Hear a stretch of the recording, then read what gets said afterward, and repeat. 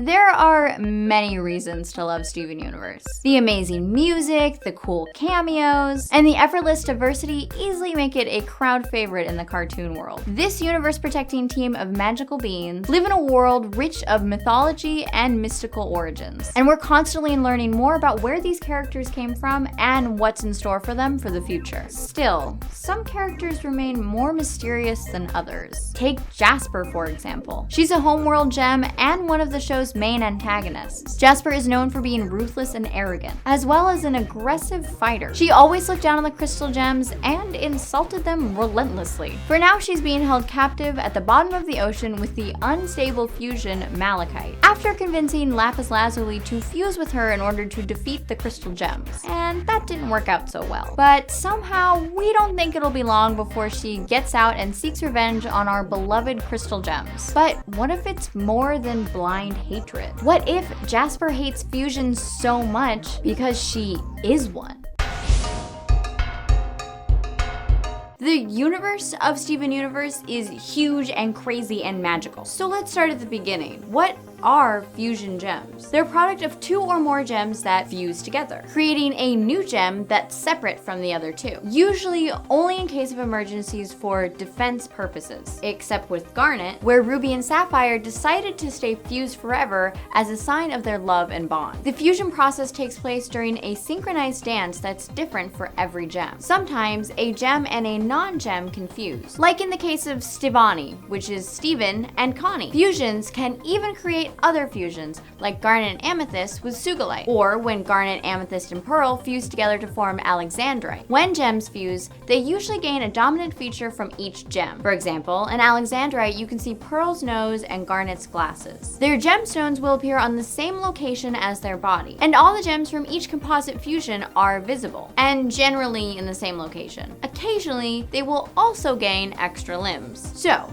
now that we know how fusions work, let's get into the biggest red flag. The reason this conspiracy ever took root, the pupils. Most commonly with fusions, their eyes will have pupils, like with Stevani. Garnet and Pearl both lack the pupil trait, as does Ruby. Her eyes could be more like the rest of the characters. Jasper's eyes are more similar to Garnet and Opal's as opposed to Pearl's and Amethyst's. Jasper also shares many traits with a dual gem fusion. Most notably, she has pupils and is taller than Garnet, who is also a dual gem fusion. The show reveals that the homeworld has been performing experiments on fusions. Even if Jasper is a solid being, is it possible that she came from a fusion experiment? Malachite is portrayed to be a dual gem fusion between Jasper and Lapis Lazuli. If you look closely though, Malachite shares traits with triple gem fusions. 3 pairs of arms, but no legs, as well as incredible size and strength. Another solid reason pointing to Jasper being a fusion. So that's the crux of this conspiracy. But how does it hold up under further scrutiny?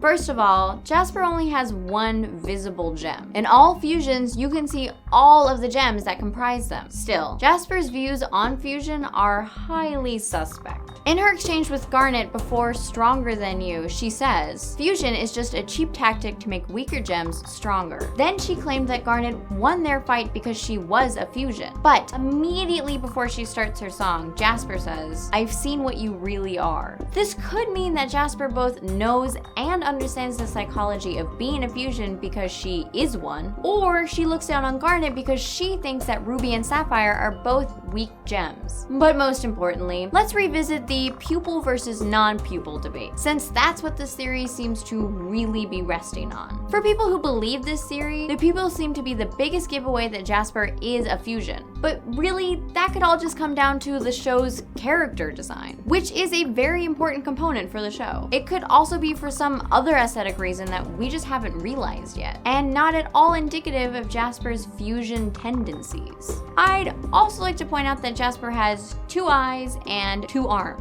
Pretty standard for a non-fusion gem. Now, let's address Jasper's large and in charge size. It's worth noting that the actual stone name Jasper is a variety of quartz, even if it isn't explicitly referred to in the character's name in the show. From the end of season 2 so far, we know that quartz gems are supposed to be large, strong, and loyal soldiers. Amethyst is a kind of quartz and is notable for being particularly small, and is even referred to by Jasper as an overcooked runt at some point. Jasper also has a fighting style closest to Amethyst. It's not unreasonable to assume that she would be that big, so her size isn't exactly a strong indicator that she's a fusion either. So, what do I think of this theory? Could Jasper actually be a fusion in disguise? Well, it's certainly possible, but there's just not that much there to support it. As we learn more about gems and fusions, I think it'll become definitively more apparent that Jasper isn't a fusion. She's just not like every other gem either. So considering the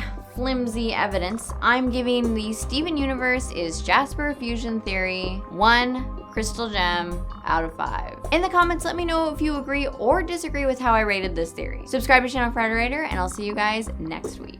Christmas is a time for family, presents, twinkly lights, and super dumb sweaters. But for many of us, Christmas isn't really Christmas until we watch our favorite holiday cartoons. There's Charlie Brown Christmas, Rudolph the Red-Nosed Reindeer, How the Grinch Stole Christmas, and one of my personal favorites, Frosty the Snowman. In the 25-minute cartoon that debuted in 1969, a whole bunch of kids bring their newly made snowman to life thanks to a magic top hat.